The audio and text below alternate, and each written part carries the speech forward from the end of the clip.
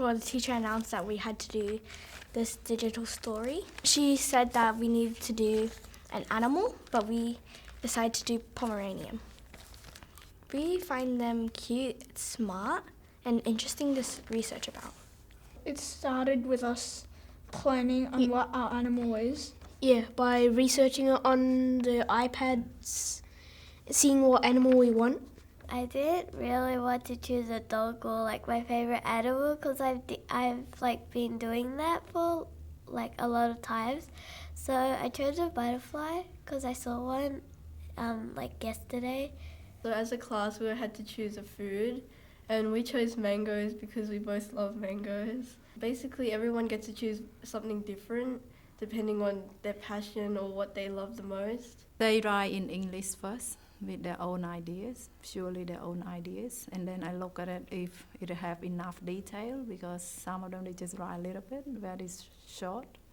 So I tell them to add extra detail, what they see in the animals, what's characteristic of the animal, why they like that animal, and so on. I write it in English and then I translate it in Khmer by like calling the teacher and make her help me out, and then I put it in iMovie. We have the English version and then we have the picture, and then our teacher comes over and she helps us to translate it into Khmer, and then we do the pinyin so we can read it. Our teacher told us to divide our page for one side for Khmer, one side for English. Then we wrote down our under our English one, we write our information and opinion in English here.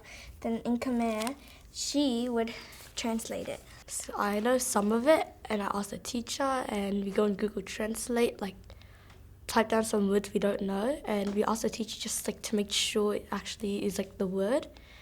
And we put all the words together, like make a sentence in English about the Pomeranian.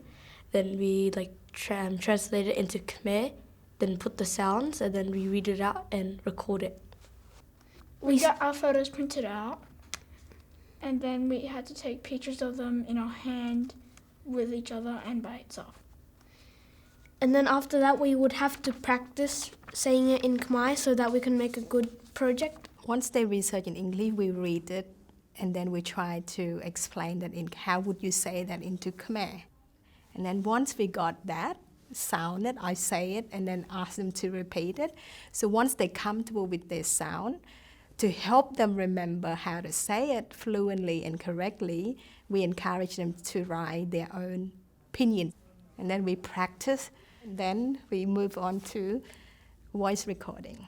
So at the voice recording, they can, if they stuck on the word, it might be editing that will happen after that. Most of them very shy to say in front of a lot of audience. Normally they present their speech in front of everyone, and they concerned that they not pronounce it right, and sometimes they forget everything when they start standing in front of all the audience.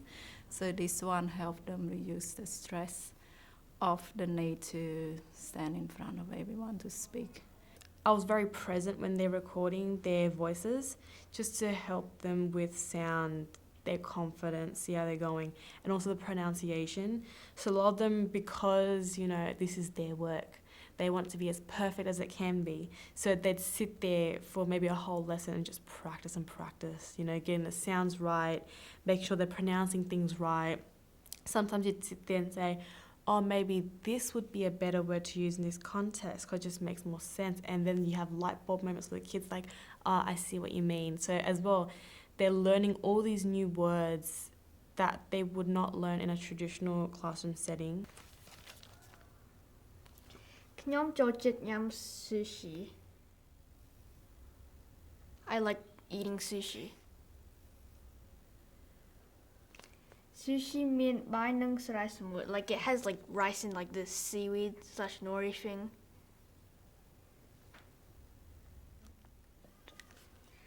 Sushi មានដើមកំណើតពីអាស៊ីអាគ្នេយ៍ like it originated from Southeast Asia. Sushi means round puppet, the jia, maki roll, nigiri, sashimi, uramaki, tamaki, numaki. Like, the different types of sushi are maki rolls, nigiri, sashimi, uramaki, tamaki, and maki. Ni gujia rutot plaiswai dom Kensington. So that basically means this is a photo of a Kensington mango. When it's ripe. Kinyom jiljet plaiswai bibro via rujiet pine chinyang. That means that I like the mangoes because it's sweet and it tastes good. Ni kubu klak mum nolo culture mentaga. It means a panda on a cold log with ice. I didn't know a butterfly was called mayomba, and I didn't know inside was knong and Georgette and also P. Prosla. Digital storytelling has kind of been a bit helpful to us because we've learned a lot of new words in Khmer. And it's good to get technology into learning as well, because it's able to get younger kids who are avid technology users and get them to learn with something they love doing. I don't know, it just seems fun, learning new words and stuff. And being able to research.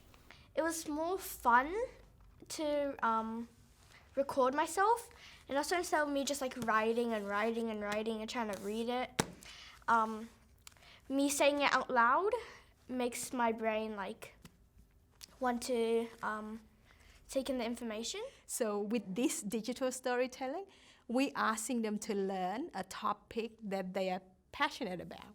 So from now on, it's freestyle learning. Anything that they're interested about, that's it. You research about that, we learn that. Instead of going alphabetical and wow and topic that they might not be interested to study, this bring learning to a new level.